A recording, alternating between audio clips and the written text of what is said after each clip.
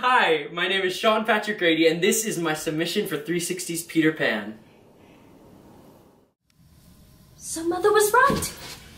Boy, why are you crying? What's your name? Wendy Moira Angela Darling. And yours? Peter Pan. Oh, it's a nice name. Yes. Where do you live? Second to the right and then straight on till morning. That's a funny address. No, it isn't. I mean, is that what they put on letters? Don't get any letters. On your mother's letters, then? Don't have a mother. I see. So that's why you were crying? No, it wasn't. Don't come any closer. Why? No one must ever touch me. Why not? I don't know. I can't get my shadow to stick back on. Oh, you need to sew it on. What sew? I'll show you. Sit down. I'll be as gentle as I can, but it may hurt a bit. I never cry. Don't you? Huh? Next foot. Stand up. It's back! Oh, the cleverness of me! Because of course I did nothing. You did a little. Oh? Well, seeing as I'm so useless. Wendy!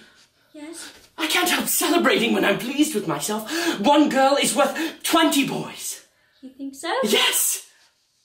That's terribly sweet of you. Yes. Perhaps I won't go to bed after all. I think instead I shall give you a kiss. What's a kiss? You don't know what a kiss is? I shall know if you give one to me. Right. Here. Shall I give you a kiss? If you'd like to. Here. Thank you. I'll wear it around my neck. How old are you? That's not the normal thing to ask a lady. I'm quite young. I ran away soon after I was born. Why? Well, I heard Mother and Father talking one night about what I was to be when I grew up. I want always to have fun. So I ran away to Kensington Gardens and lived a long time with the fairies. You know fairies? Yes, but they're nearly all dead now. You see, Wendy, when a baby laughs for the first time, that laugh breaks into 1,000 pieces and they all go skipping about. And that is how fairies are born.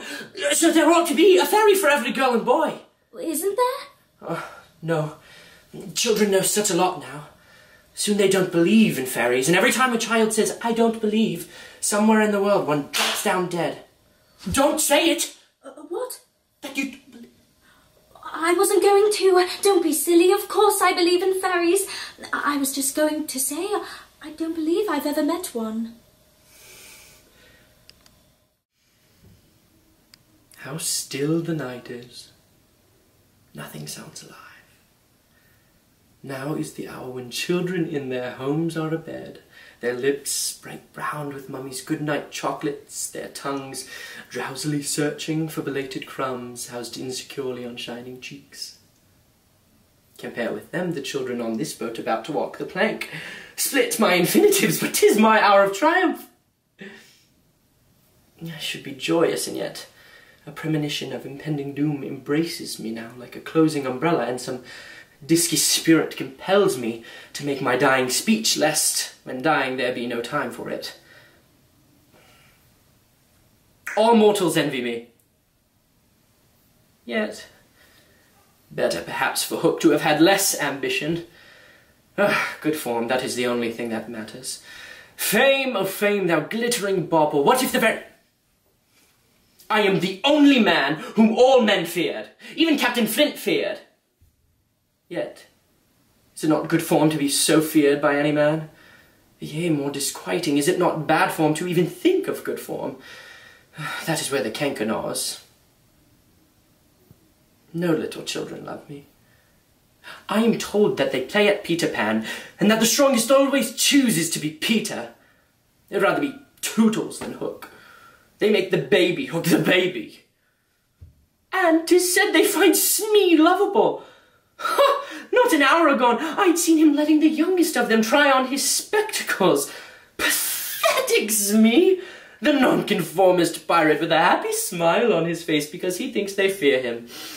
How shall I break it to him that they find him lovable? No, by carbonate of soda, no! Quiet, you dogs, or I'll cast anchor in you! Are all the prisoners tied so that they cannot fly away? Where the Wild Things Are by Maurice Sendak. The knight wore his wolf suit and made mischief of one kind and another. His mom called him Wild Thing, and Max said, "I'll eat you up!"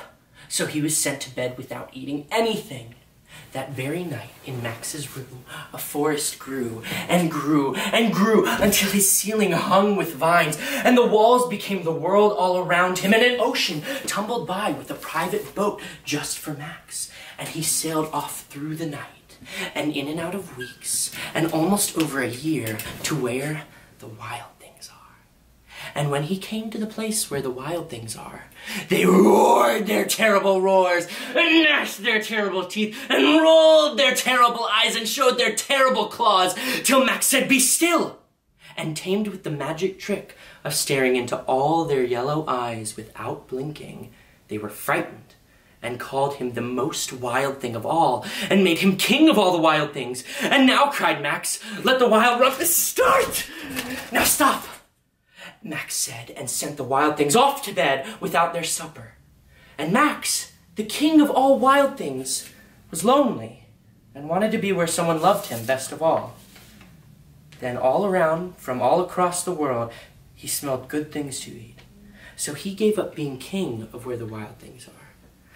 But the Wild Things cried, "Oh, please, don't go, we'll eat you up, we love you so." But Max said no. The Wild Things roared their terrible roars, and gnashed their terrible teeth, and rolled their terrible eyes, and showed their terrible claws. But Max stepped into his private boat, and waved goodbye, and sailed back over a year, and in and out of weeks, and through a day, and into the night of his very own room, where he found his supper waiting for him, and it was still hot. The end.